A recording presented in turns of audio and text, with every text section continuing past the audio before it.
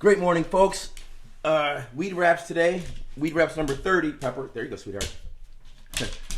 Weedwraps number 30 is going to be amazing. First, I just want to tell you guys there's something interesting brewing there with the UK Health Security Agency, okay? And their report on the vaccines. We'll get to that another day, all right?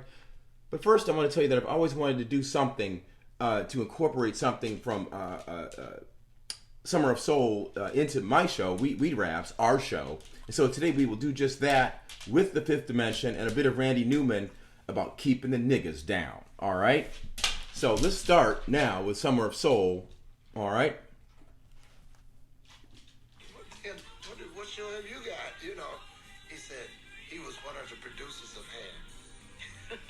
So see, where we're going with this is because when we get to letting the sunshine in, sunshine is the best disinfectant for a corporate government, for a corrupt government. And you have to let the sunshine in. That's the point where we're going with this, all right? We'll come right back to it in a minute. But that is what you have to have. And so with that, I'll take you to Harlem, 1969, to a park that I've skateboarded through. And I had no idea that this ever happened. Almost nobody had any idea that this ever happened until Summer of Soul came out. Can you believe that? And we got in that day, and we heard a query. Blew us out of our chairs. During the intermission, we got together and said, we have to record that song. It's a hit. It's a hit. So we called Bones Howe, our producer, and he said, I've got an idea. We'll take Aquarius and we'll put it together with Let the Sun Shine In.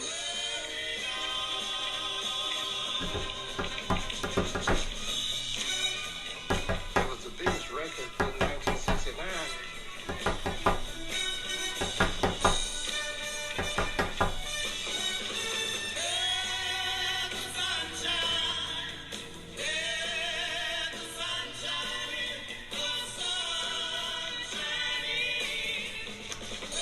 There you go.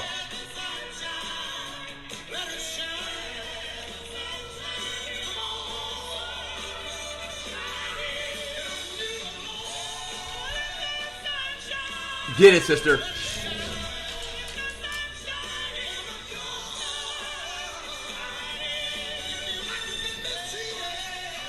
All right, enough. We'll be watching this all day. I know, Pepper, just hold on. Enough. We'll be watching that all day, which you should watch anyway.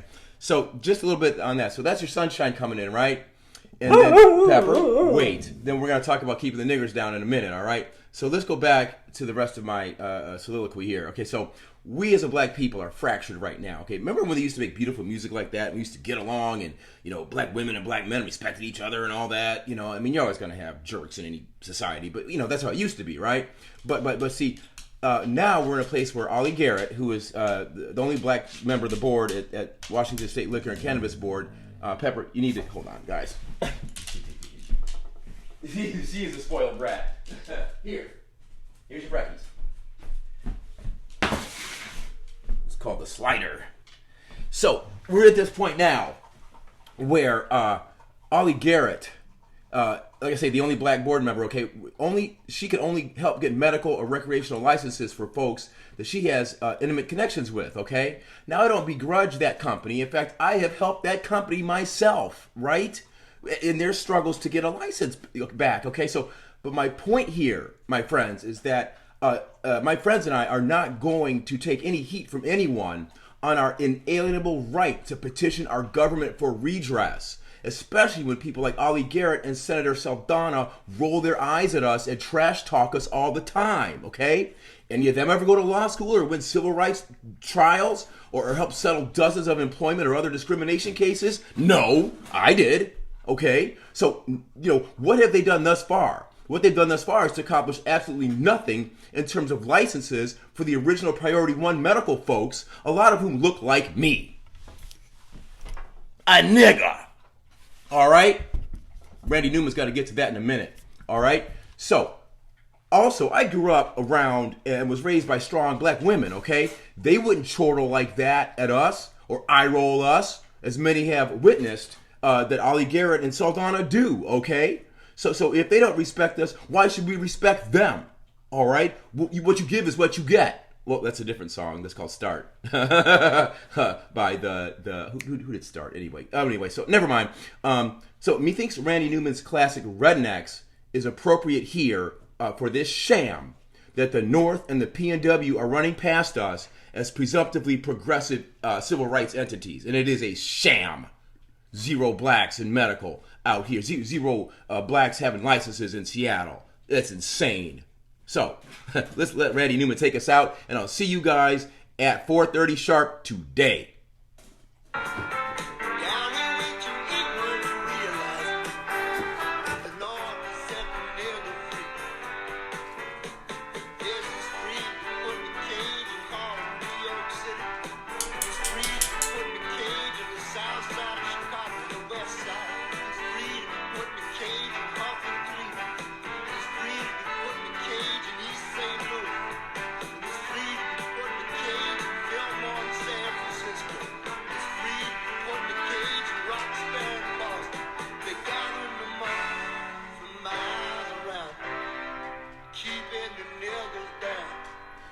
Gather them up for miles around, keeping the niggas down. All right, and that's what they're doing, folks. And you know, I'm not from Seattle. I don't need these people. I don't need shit from these people except for some integrity. Okay, that's all I need, and that's all my people need. All right, and we're not gonna stop until we get it and expose it. So, also this weekend, Saturday, there's gonna be a great show. Yes.